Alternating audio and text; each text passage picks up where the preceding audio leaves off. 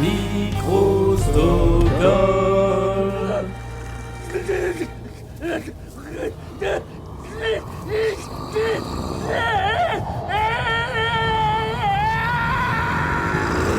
Ça fait vraiment peur, pas vrai? Ça fait peur mon cul, oui. Je vais jeter un sort mortel. Tu vas dégager de mon territoire, sinon je te buterai comme un chien. Il voulait nous libérer de son emprise et sauver ses innocents. Ça y est, nous avons atteint notre but. La proie est tombée dans le piège. Bonjour à tous et bienvenue dans HCast, le podcast du ciné HK et asiatique. C'est notre épisode 5 déjà. Je suis Marvin Montes, de l'autre côté du micro, c'est Erwan Kirok. Salut Erwan, comment ça va? Salut Marvin, ça va? Bah écoute, ça va, même si j'ai quand même le sentiment qu'aujourd'hui ça va pas forcément respirer la joie. Parce qu'on se plonge dans les arcanes de la folie et de l'occulte. Ouais, un petit peu. Alors comme on l'avait dit à la fin de notre épisode précédent, on va faire notre première petite incartade hors des frontières de Hong Kong et même de la Chine, puisqu'on va aller en Corée du Sud bien sûr, pour parler d'un film qui s'appelle The Strangers. The Strangers, moi je préfère l'appeler The Wailing, qui est le titre international, parce que The Strangers, à chaque fois que j'en parlais à quelqu'un, il me disait « Ah ouais, c'est le film d'horreur tout pourri là !» Non, c'est pas le film d'horreur qui était avec Liv Tyler, je crois. Non, c'est bien le film sud-coréen d'horreur slash fantastique slash enquête criminelle. Et le titre original, je crois que c'est Gyeokseong, qui est le nom de la province où se déroule l'action du film. Mais The Strangers, c'est quand même un titre qui est directement lié à l'intrigue du film, en fait. Bon, on va commencer par faire le sommaire. Ça va être la même chose que d'habitude. On va se poser différentes questions. The Strangers, c'est quoi? On continuera par le contexte. Après, on passera une partie qui s'appelle The Strangers, comment c'est fait, qu'est-ce qu'on en pense, et on terminera par l'impact que le film a eu, et par les recos, et par créer des liens. Je pense qu'il faut quand même prévenir, là, tout de suite, que quand on va arriver, principalement dans la partie comment c'est fait, et qu'on va donner notre avis, on va être un peu full spoiler, en fait. The Wailing, c'est un film qui est vraiment basé sur le mystère aussi, et donc, si vous n'avez pas vu le film avant d'écouter cette émission, allez absolument voir le film, sinon on va vous le détruire, et comme ça, vous serez beaucoup plus satisfait, et vous nous en voudrez pas. En plus, il faut quand même préciser qu'on peut pas être vraiment complet et faire une analyse assez poussée si on spoile pas totalement. Voilà, ce sera une review spoiler.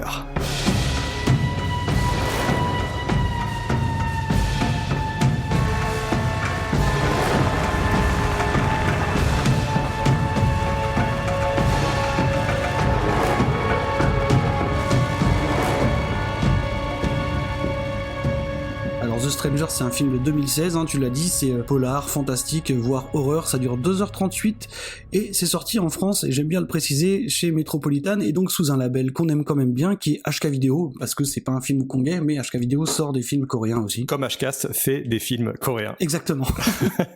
Est-ce que tu te lances dans le pitch? Écoute, je vais me lancer dans le pitch, ouais.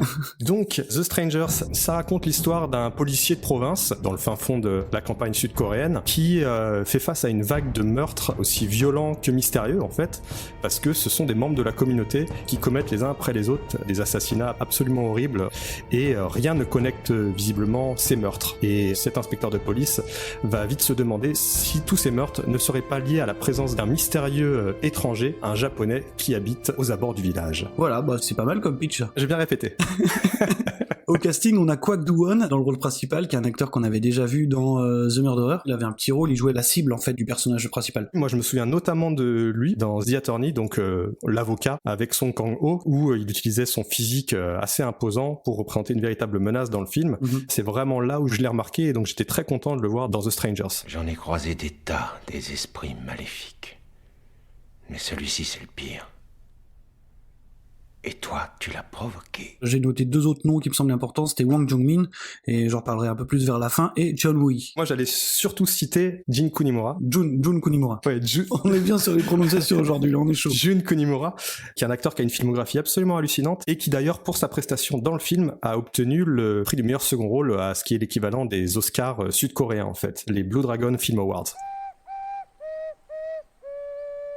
C'est le 3e film seulement de Na Hong-jin.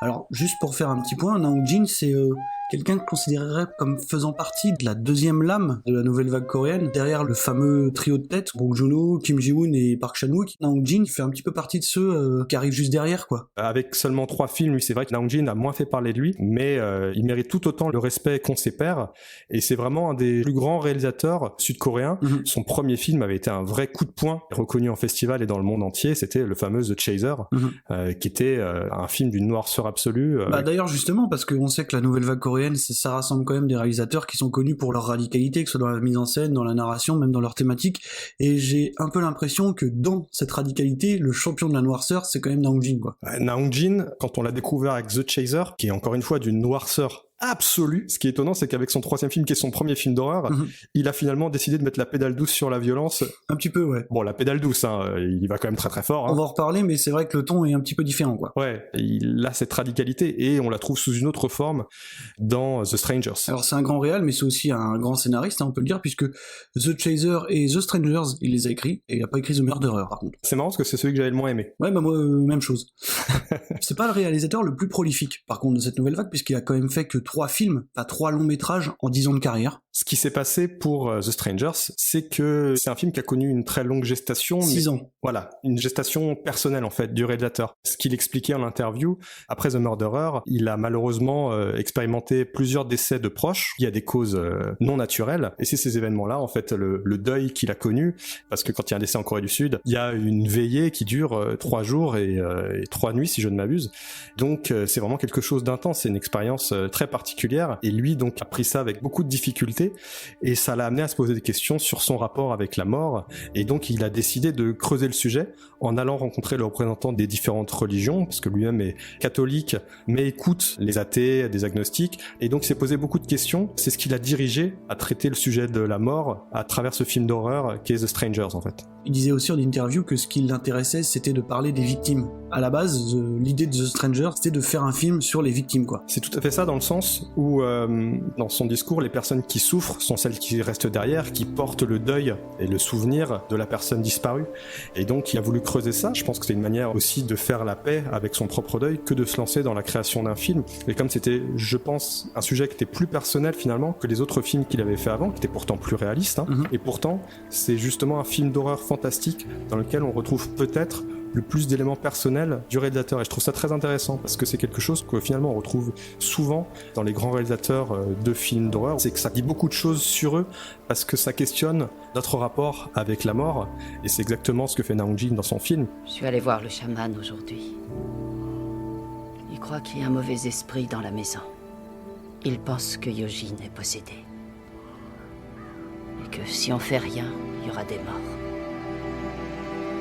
Donc The Strangers, comment c'est fait et qu'est-ce qu'on en pense?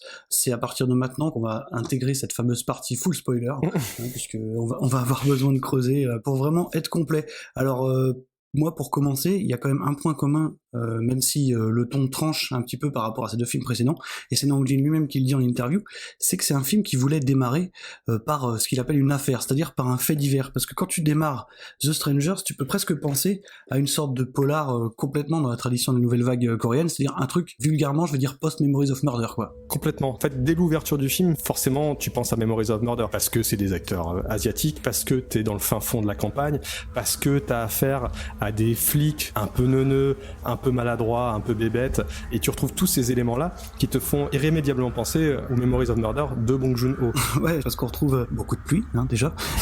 C'est ça. Un milieu rural, des meurtres bizarres, et surtout une police qui est pas du tout à même de gérer la situation, puisque l'acteur principal, Kwak Do-won, justement, on peut faire penser au personnage de Song Kang-ho dans Memories of Murder, quoi. Il a un petit peu les mêmes problèmes de crédibilité, on va dire. Il a les mêmes problèmes de crédibilité, puis il a la même bonhomie. On peut pas penser que c'est involontaire. En même temps, c'est pas gênant du tout, Le film a complètement sa propre voix, ou en tout cas, la trace au fur et à mesure du film, et il y a pire que de s'inspirer de Bong Joon-ho ou de Memories of Murder pour commencer un film. Tant qu'on arrive à trouver sa propre voix après, ce que The Strangers fait parfaitement. Tout ce qui se passe dans le village arrive à cause de lui. Et si personne ne fait rien, ta fille ne sera pas la seule à en souffrir. Toutes les personnes vivantes seront tuées les unes après les autres. Et du coup, toi, alors, qu'est-ce que t'en penses de cette manière de voyager d'un genre à l'autre? Moi, c'est ce que j'adore dans le cinéma asiatique en général, et encore plus dans le cinéma sud-coréen.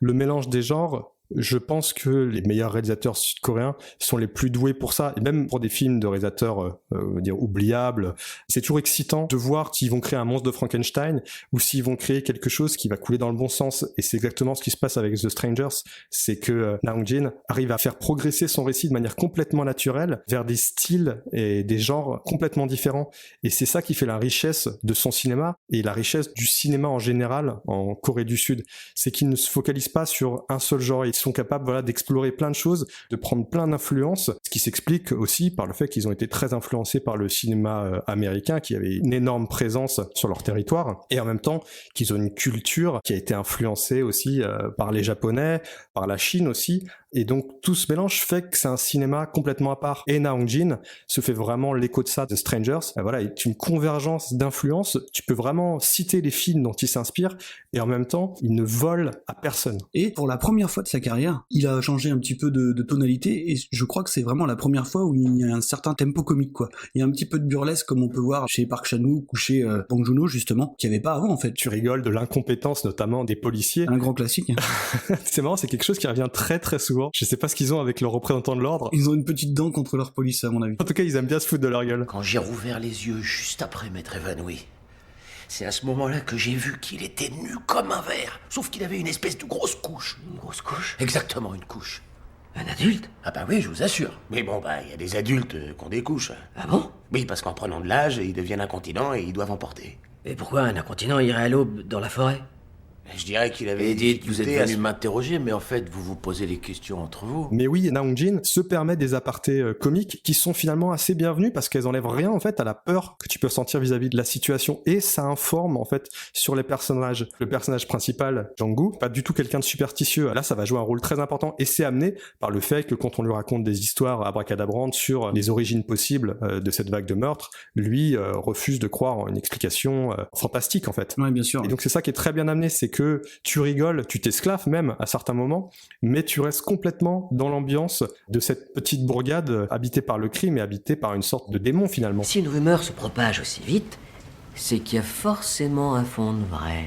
T'es qu'un idiot. Non mais est-ce que tu t'entends en train de déblatérer toutes ces conneries? T'es vraiment qu'un ignorant. Bah, je vois pas le rapport avec l'ignorance. C'est vraiment une très bonne chose parce que par exemple dans The Chaser, un peu aussi dans The Murderer, la noirceur de Na Hong-jin peut paraître un peu forcée, quoi. Je veux dire, ça s'arrête jamais, tu vois. The Chaser, The Murderer, ça descend, c'est de plus en plus noir. C'est une critique que j'ai déjà entendue. Disons qu'au moins dans The Strangers, voilà, il y a des petites respirations qui sont quand même bienvenues. On est quand même sur un film de 2h36 où les choses, bon, disons que ça respire pas spécialement la joie de vivre, donc les petites intermèdes burlesques qu'on a surtout dans la première moitié, elles font quand même plaisir. Sur une durée aussi longue, c'est dur de maintenir même un suspense, une tension non-stop. Ce qu'il arrive pourtant à faire quand ça démarre, t'es à flux tendu, tu restes les ongles enfoncés dans les bras de ton canapé, quoi. Je me suis trompé dans mes prédictions.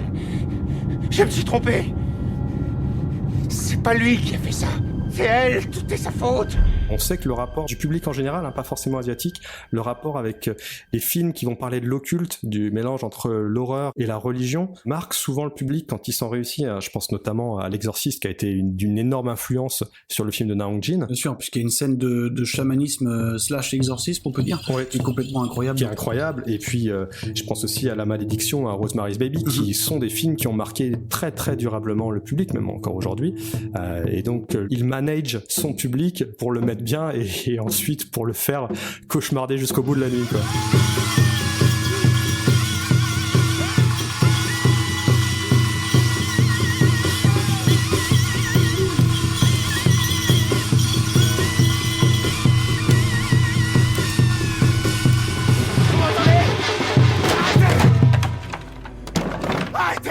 Il a aussi changé de style de photo. Je trouve que, étrangement, c'est le ressenti le plus naturel qu'on puisse avoir, puisque je crois que ça a été filmé le plus possible, d'ailleurs, en lumière naturelle, étrangement, The Strangers. Alors que c'est le seul film fantastique des trois. D'ailleurs, son chef-op, c'est Hong Kyung-po, quand même un sacré gros client. C'était le chef-op de Kim Ji-woon et de Bong Joon-ho sur certains de leurs plus grands films. Il a fait Mother, il a fait récemment Parasite. Et c'est assez bluffant ce qui fait de la brume, ce qui fait de la pluie, ce qui fait du paysage, quoi. Je trouve que c'est un super parti pris d'avoir réussi à obtenir quelque chose de quasiment naturaliste, quoi. En tout cas, beaucoup beaucoup plus que sur ces 2 précédents films qui étaient pourtant vraiment plus ancrés dans la réalité, quoi. Et je pense que ça découle justement du fait que c'est son film finalement le plus personnel.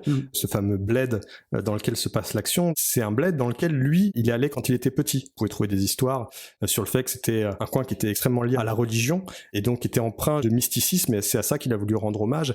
Et en même temps, c'est directement lié au fait qu'il voulait parler du rapport avec la mort. Donc tous ces choix esthétiques en fait sont extrêmement pertinents et renforcent en fait ce qu'il souhaite dire. Parce qu'il faut savoir que Gokseong, c'est un petit village qui porte une histoire assez glauque. C'est un endroit où des chrétiens, donc qui étaient venus porter la parole de Dieu, ont été martyrisés, puisque la religion traditionnelle sud-coréenne, c'est le chamanisme qui descend en fait du bouddhisme. Et on sait que la transition s'est pas super bien passée partout, quoi.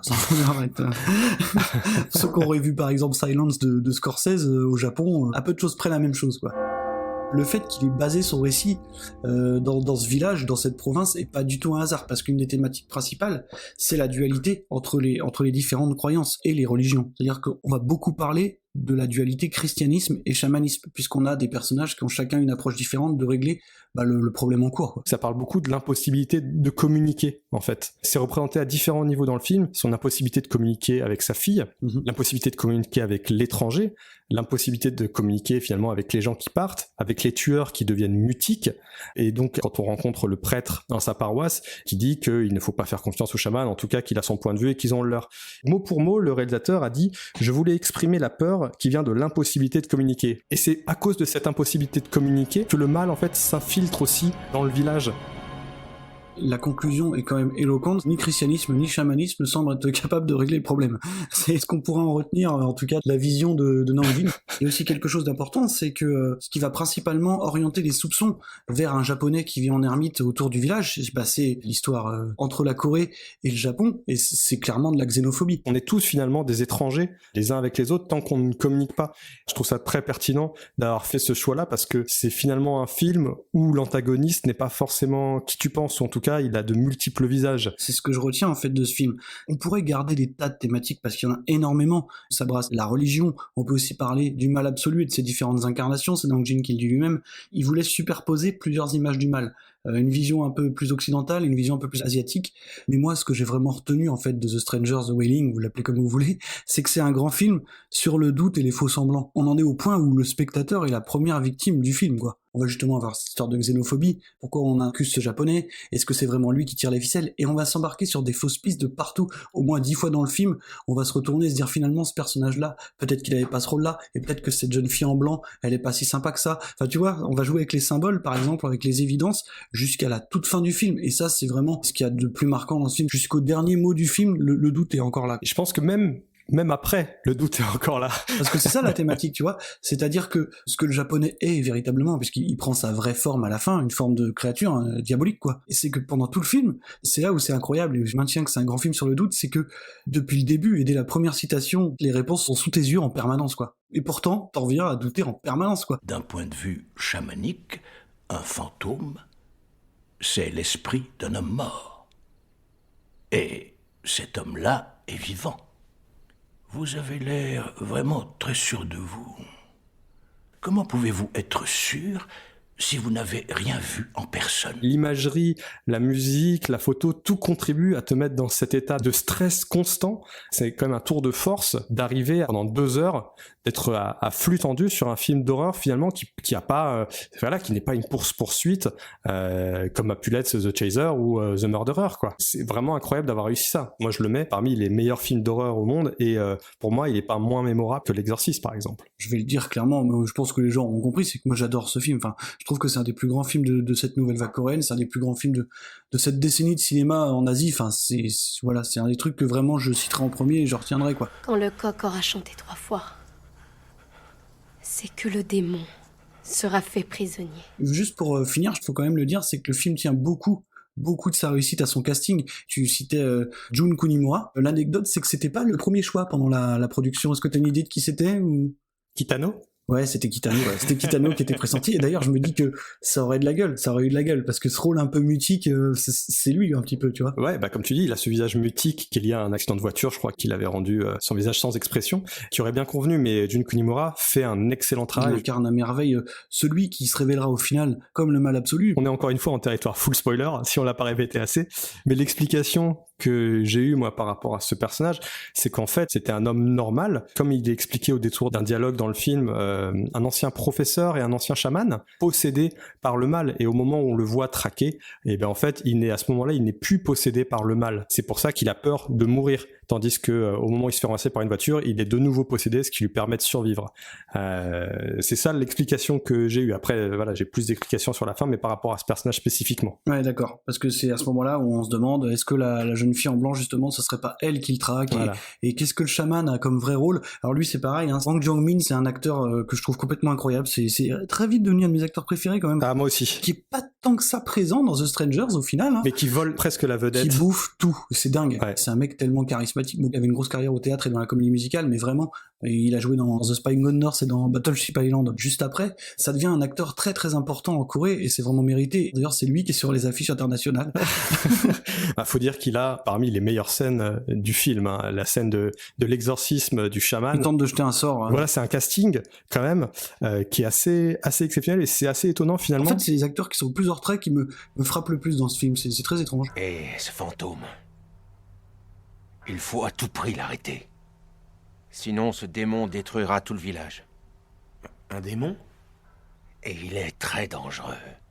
De tous les démons sur cette terre, c'est de loin le plus terrifiant. Alors c'est un film quasiment, je pense, devenu un classique instantané, en tout cas dans le cinéma asiatique et dans la nouvelle vague coréenne. C'est sûr, on n'a qu'à se référer au Blue Dragon Film Awards de 2016, donc pour simplifier les Oscars sud-coréens, et il a quand même gagné le Blue Dragon Award du meilleur réalisateur devant Park Chan-wook, donc qui n'est déjà pas n'importe qui, pour Mademoiselle, qui est peut-être son meilleur film avec Old Boy. Oui, je pense que c'est dans le haut du panier, même Jun Kunimura a eu le meilleur acteur dans un second rôle. Exactement, ils ont eu meilleur montage et meilleure musique, et donc à partir de ce moment, c'est forcément un film exceptionnel déjà d'être nominé, mais en plus de gagner surtout meilleur réalisateur, ça veut dire quelque chose, c'est pas un hasard, et c'est pas les seules récompenses qu'il a eues. Hein. Non, c'est un film qui a été bardé de prix, et c'est un film, fallait le dire, qui a été présenté à Cannes hors compétition.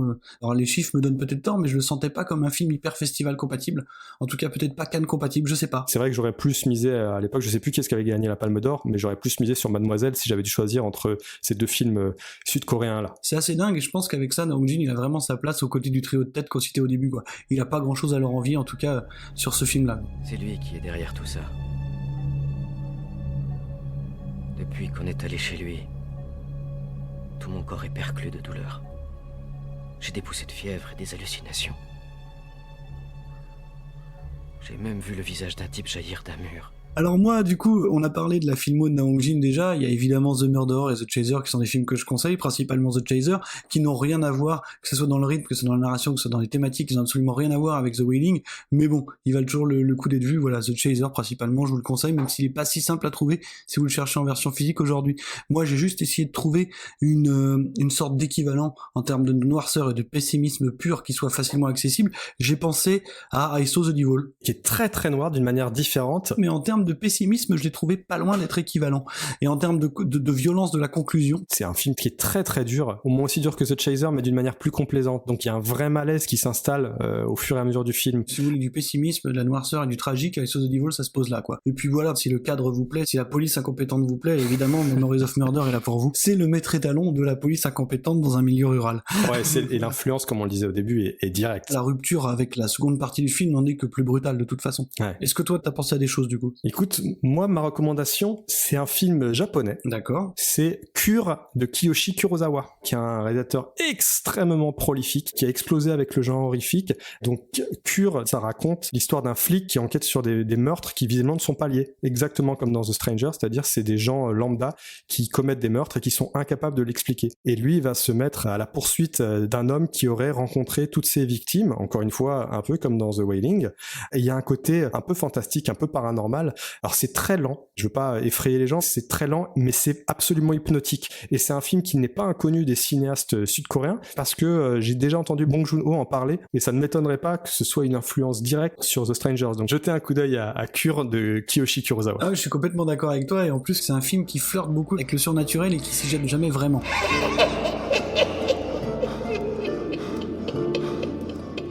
Bah écoute, je pense qu'on est pas mal. Je pense qu'on a été bon sur celui-là. Alors, on vous remercie de nous avoir écoutés jusqu'au bout. On a 4 épisodes avant celui-là, qui sont tous des films chinois ou hongkongais. Et pour la suite, on ne peut pas vous dire, puisque cette fois-ci, on n'a pas encore décidé du sujet suivant, mais bon, je pense que ça sera sympa quand même. Oui, on n'a pas encore décidé, mais on espère vous retrouver pour le prochain épisode, et voilà, c'est tout ce que j'avais à dire en fait. Et voilà, très bien. Erwan, je te remercie. J'espère qu'on a donné envie aux gens qui n'ont pas encore vu de le voir. En attendant, continuez à regarder des films HK ou coréens, pour le coup. C'est extrêmement important. On se retrouve très bientôt pour l'épisode 6. Bonne journée, bonne soirée à tout le monde. Salut. Salut.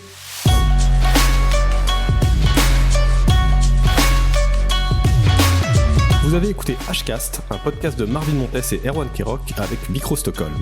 Retrouvez-nous sur les réseaux sociaux et abonnez-vous, partagez le podcast et n'hésitez pas à mettre des étoiles et des petits commentaires sympas pour nous soutenir.